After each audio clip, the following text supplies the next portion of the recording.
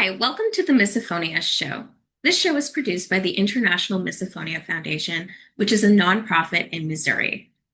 This podcast is intended for educational, informational, and entertainment purposes only. It does not constitute mental health treatment, therapy, or diagnosis in any way, shape, or form.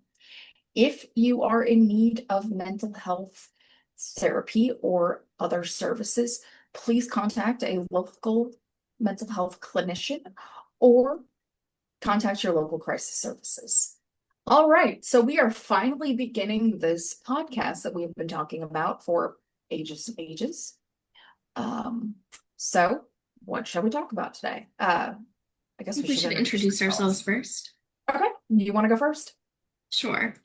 So my name is Shaylin Hayes-Raymond, and I am an LCT-C in New Brunswick, Canada, which stands for Licensed Counseling Therapist Candidate. And I have been an advocate for misophonia since 2015 because I have the disorder myself and I kind of fell into advocacy because no one was really talking about it 10 years ago. And life goes on, and I ended up here with the International Misophonia Foundation. And Amber is also a board member with myself and two others. And we decided to make this show to share information about misophonia, research, even answer general questions. And since it's led by clinicians, hopefully we can kind of get into the science a little bit. But as our disclaimer says, this is not a replacement for any form of therapy, and it is just educational. So I actually have written a few books on misophonia, and my first was in 2015, and that's Full of Sound and Fury. And then more recently, I've switched to a more clinical perspective and wrote Misophonia Matters, which is an advocacy-based approach to coping with misophonia. And that is something that I'm very passionate about advocacy and communication, which is how we ended up here at the Misophonia Show, because this is a huge part of that. Okay. All right, and my name is Amber Lipinoga. I am a licensed clinical social worker in Missouri. Currently, I own my own private practice. I mostly focus on obsessive compulsive disorder as well as treating um, other mental illnesses, including anxiety disorders. And occasionally, I do work with individuals with misophonia. I am also on the board for the International Misophonia Foundation, and I have helped start that foundation after becoming friends with Shay She got through. roped in. Yes, I got roped in. I didn't really have much of a choice. I got voluntold basically, but I'm here and I'm interested in helping other people as well as I love research. I love discussing research and making sure that people have valid coping skills and valid ways of getting help is always important to me.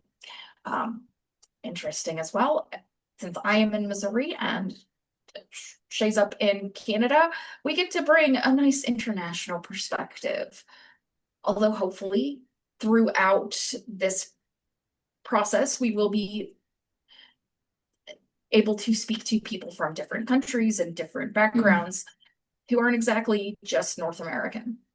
Yeah, and especially researchers. There's a lot of research even in the UK, and there's a lot of wonderful research going on, which I'm really happy to say because 10 years ago I couldn't have said that.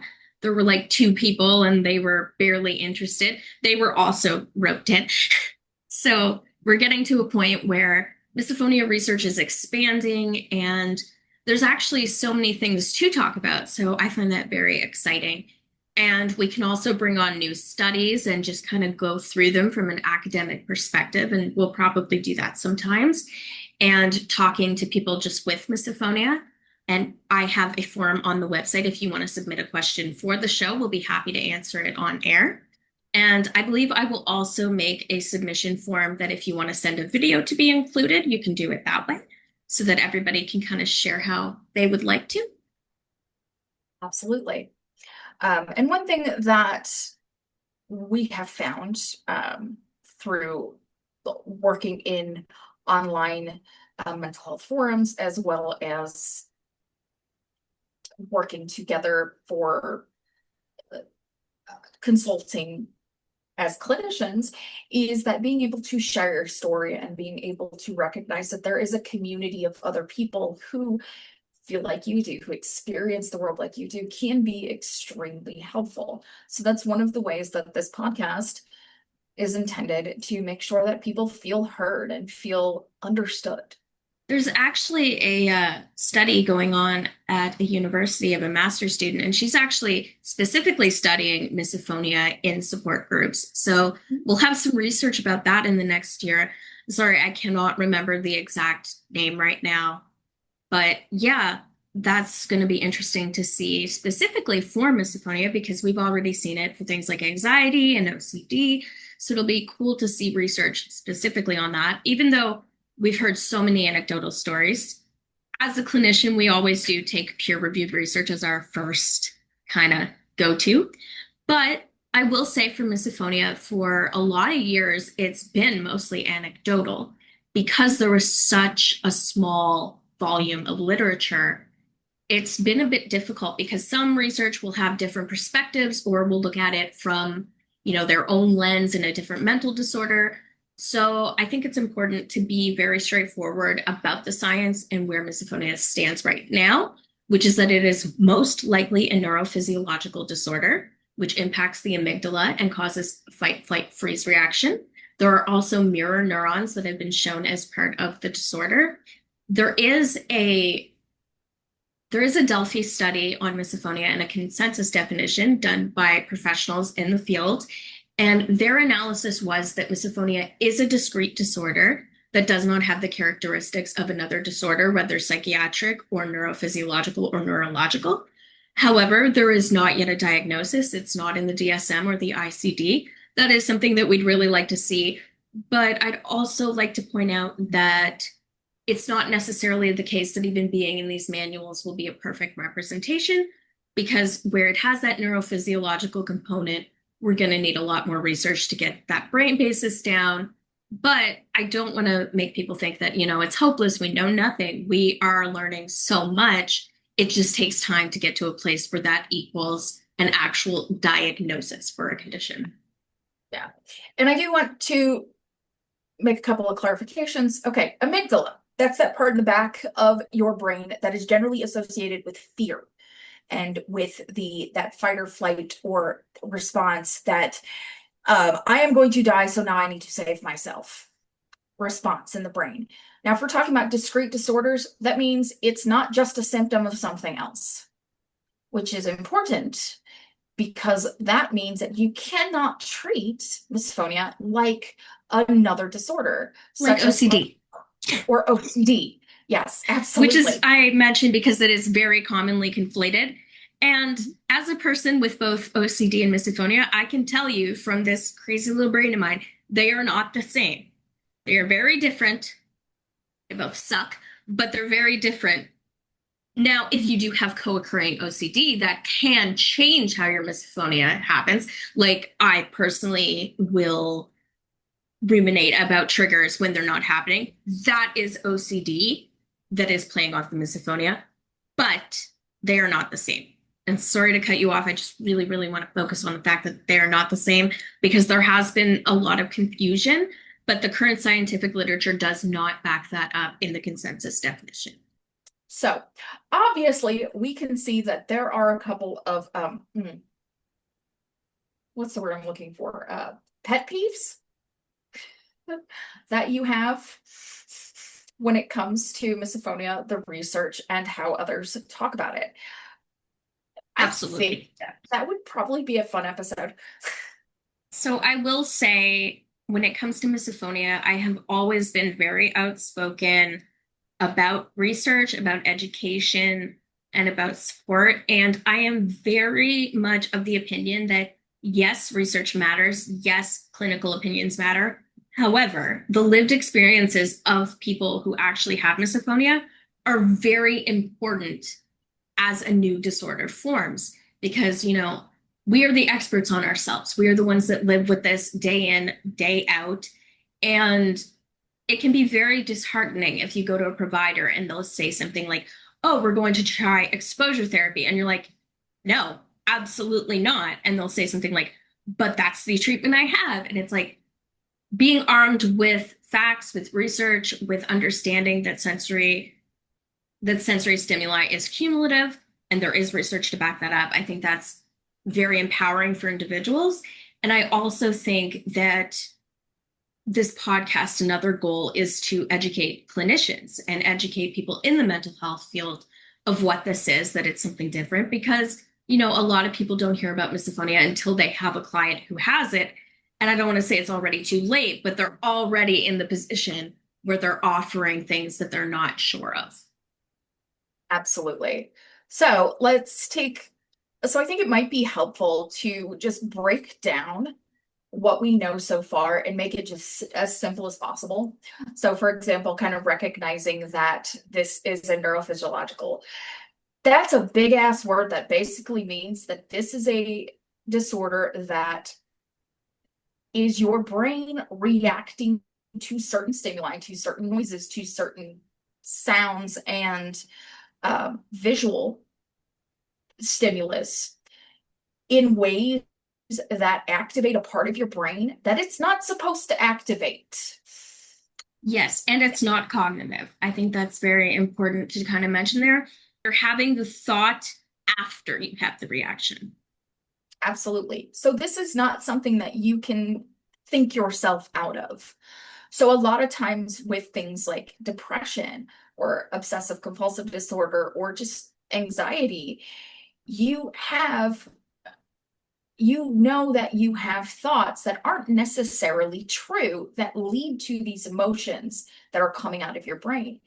In misophonia's case, the reaction comes without those precursor thoughts. So you can't necessarily say that, yes, I have heard this thing that has caused me a lot of distress and harm.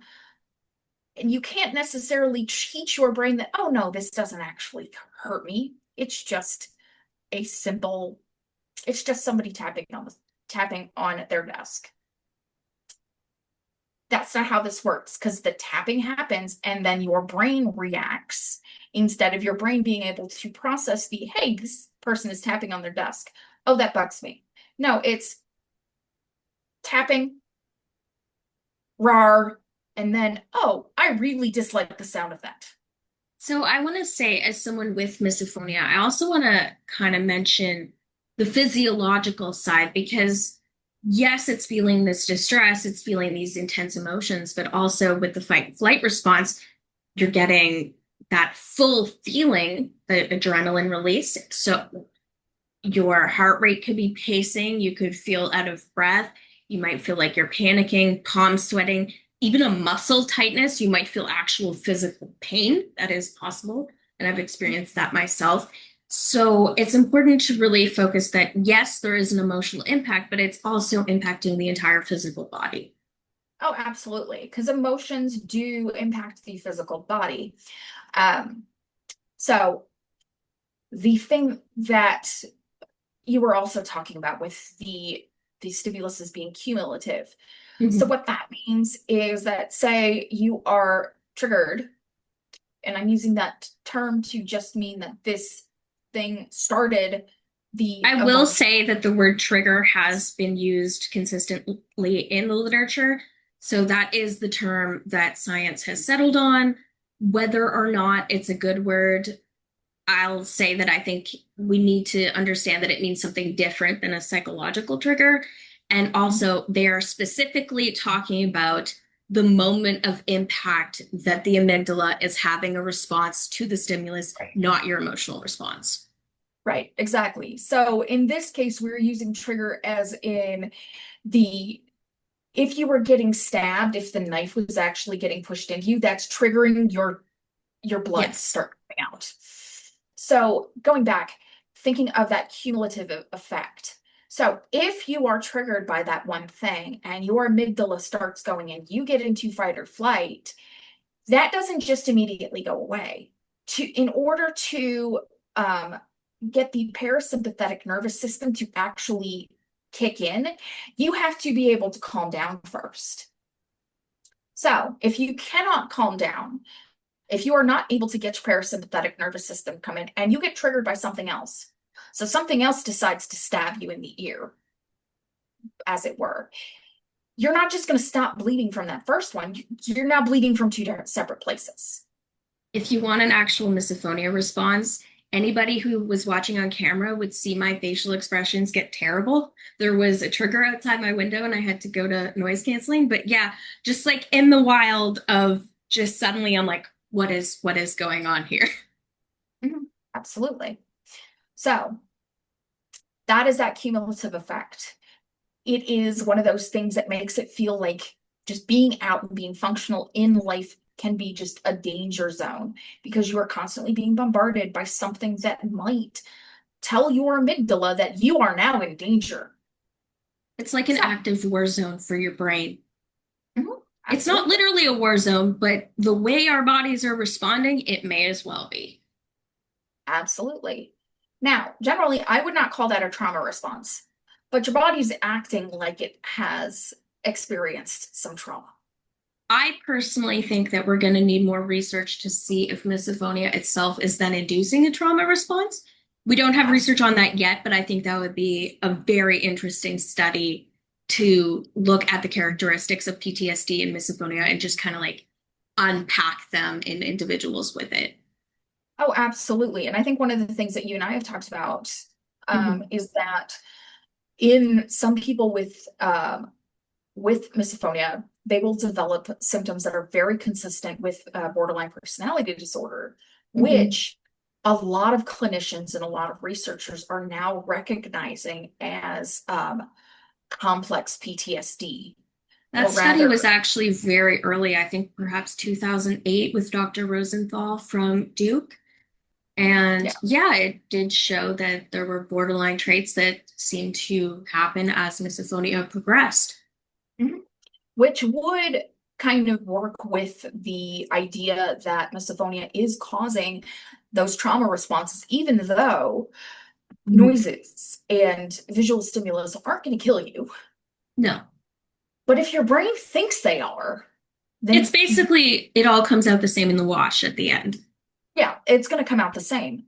So, individuals who have dealt with this disorder for a long time, especially from childhood, might have those traits that cause them to struggle to function in the world, function in their relationships, be able to function at work and at school, and also have really difficulty just with socializing in general.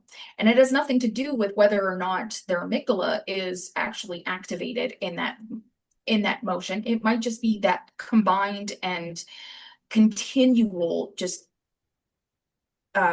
responses have gotten to that point where they don't know how to respond anymore I mean, and we only control have one multiple. nervous system and one brain for everything we do, regardless of if, you're hearing a trigger sound or not, you're still Absolutely. that person. And I do say that there's hope in this, that at least the co-occurring stuff, there's a lot more treatment and a lot more research. And that's where clinicians can do a better job. Maybe they can't make the misophonia go away, but they can give you coping skills for the other stuff, which can be very helpful, Absolutely. And especially especially, OCD.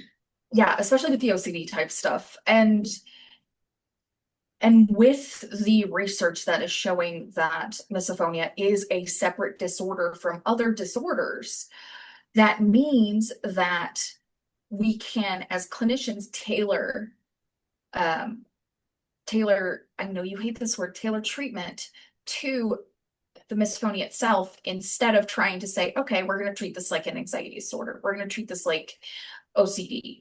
Because, like you were talking about, a lot of people with OCD do really well doing ERP, so exposure response prevention, i.e., you teach yourself that these things that your brain responds to very negatively with a lot of distress aren't actually as distressing as they're supposed to be, as you think. One thing that a clinician can be very helpful, and I've actually had this happen in clinical practice, is if you have a client who does have both OCD and misophonia, you can help them pick that apart and write down, even if it's just like a list, which ones are misophonia and which ones are OCD. And then you can say, okay, look, the misophonia I understand that this is your amygdala. We're not going to do ERP for that. No, we won't touch it. That's a hard line. But we could focus on the things that are OCD. And if you have a clinician who's really good at picking these things apart and understands that it's a discrete disorder with co-occurring symptoms, if they have it, then you can get to a place where the clinician can really help you sit down and then talk you through it. Like, how do you feel when you hear this? Like, why did you like react that way? And then be like, I don't know, it just causes the reaction every time. Then it's probably misophonia. Or like if it's OCD, it might be more random, but there's usually a bit more of a cognitive first. Like you have a thought that like if X, Y, and then a clinician can really help, you know, take that apart and really focus on which is which. Absolutely. And I think, and the biggest thing that clinicians can really focus on, and what they should be focusing on with any type of mental health treatment, is just how do we get this person to be as functional as they can be and as successful as they can be, and and they want to be. Because the first thing with working with anybody or with having any type of disorder is the client has to be the one who wants to do something and who wants to either make a change or who wants to make things better. If they don't, nothing's going to happen. Yeah, I want to add to that too that a lot of times there's a, a power structure that happens, and this is recognized by all of our ethics boards. There's a power structure between clinician and client where the clinician can seem like an authority, but that's not necessarily true.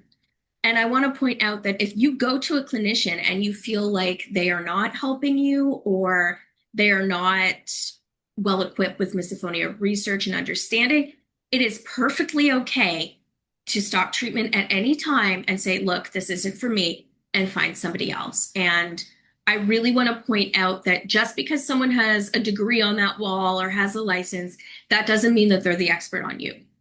Absolutely. Yeah.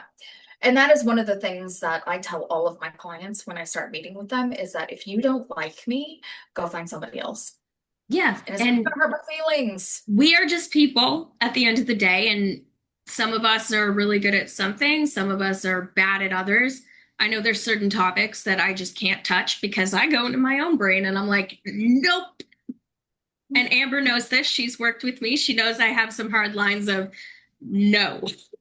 Yeah, absolutely. So basically this podcast is hopefully going to be a little less all over the place with future episodes. But We what are really wanted to introduce.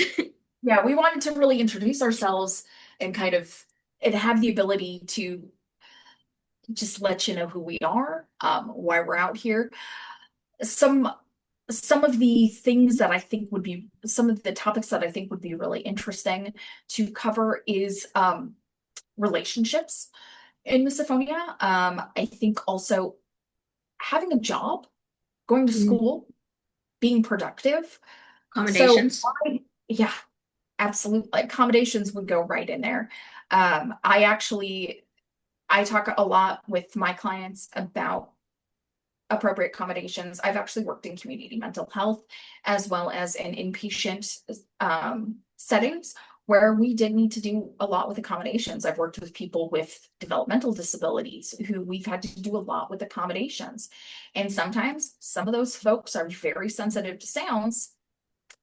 And we've had to do accommodations for that.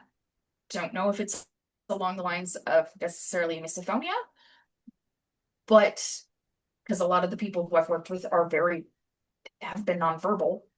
But like, yeah, accommodations, being productive as you can. Those are things that are really important to me. I know that I have literally worked with a gentleman who was on dialysis and losing his legs in order to set up his wood shop at his house so he could actually continue to do woodwork.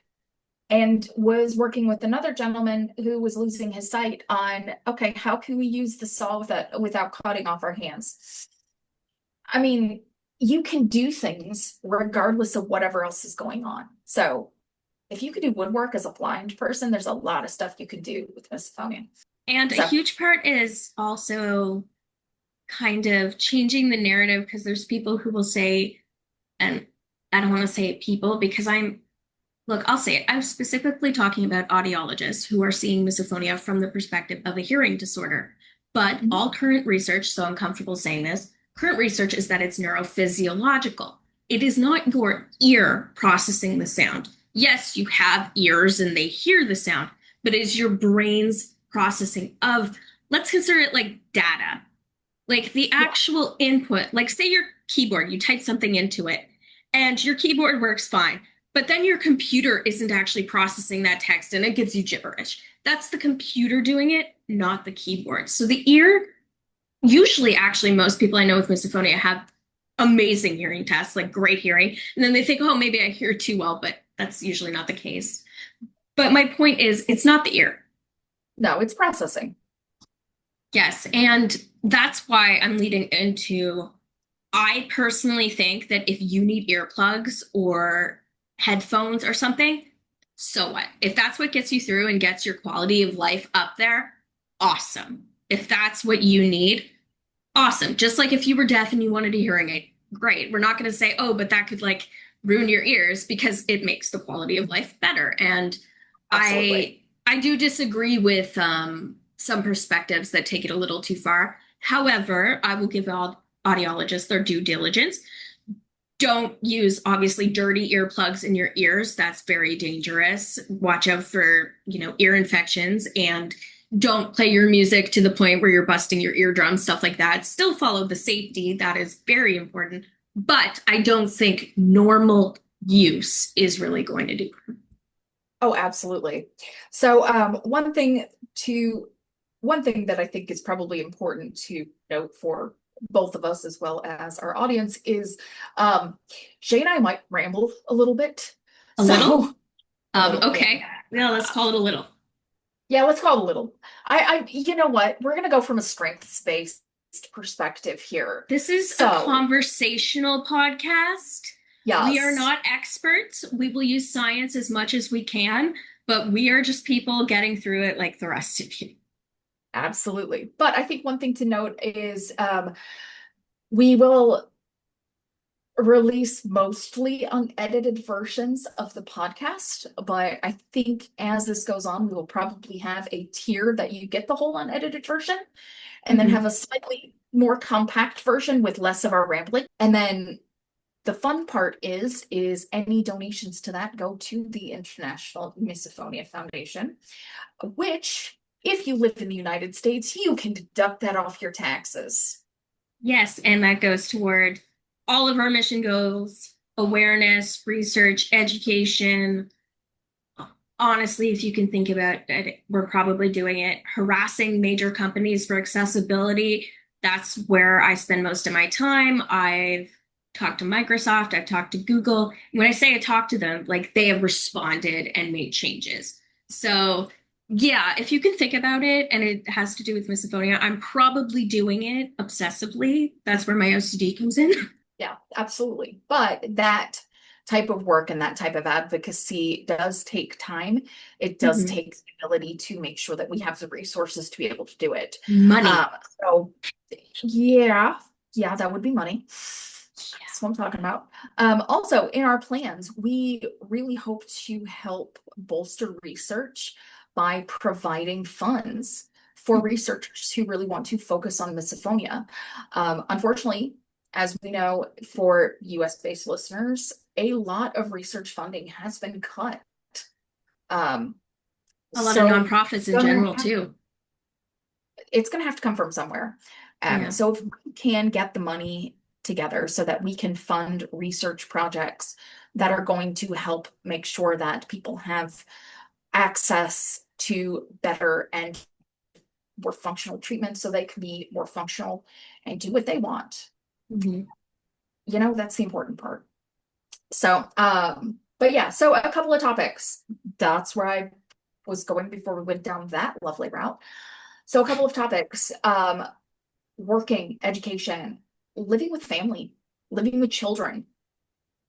I think parenting with misophonia is probably, I feel like we're gonna need to get some participant input on Mhm. that one.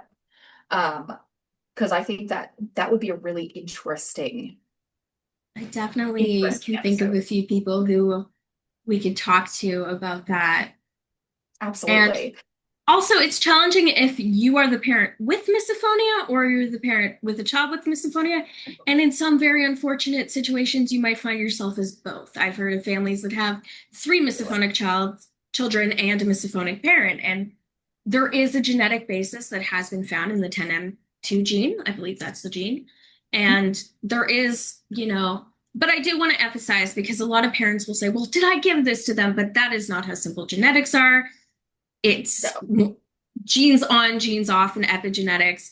It's never as simple as that'd be like blaming yourself for the color of your child's hair. Like it just kind of is. absolutely.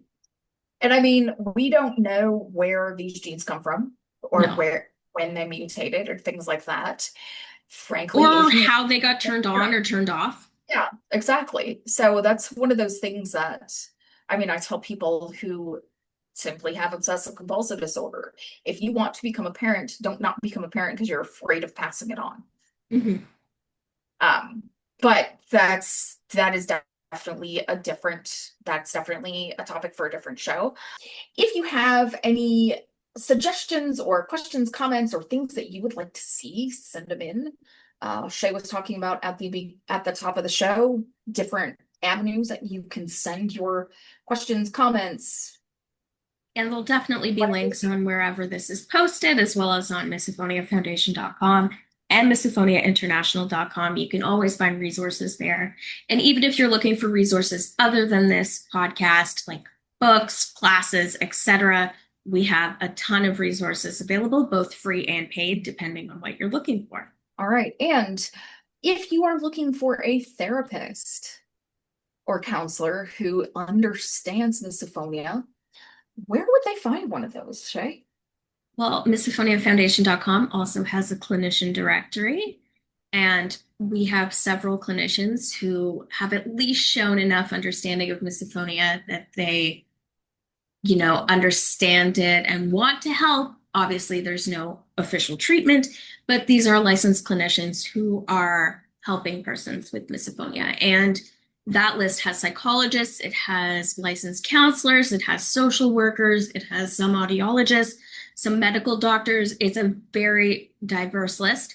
Most of the practitioners right now are in the United States. However, it is growing. And if you are a clinician interested, we offer clinician training through our website, through classes, so that you can learn more about misophonia and become part of the clinician network. And a really important goal that we have is having clinicians from all over the world because we called it the International Misophonia Foundation for a reason. We want to, spread this as far and wide as we can. So anyway, so we will see you on our, well, we'll see each other, but we'll talk at you on our next episode. Thank you for listening to the Misophonia Show. You can find free and paid resources at the International Misophonia Foundation website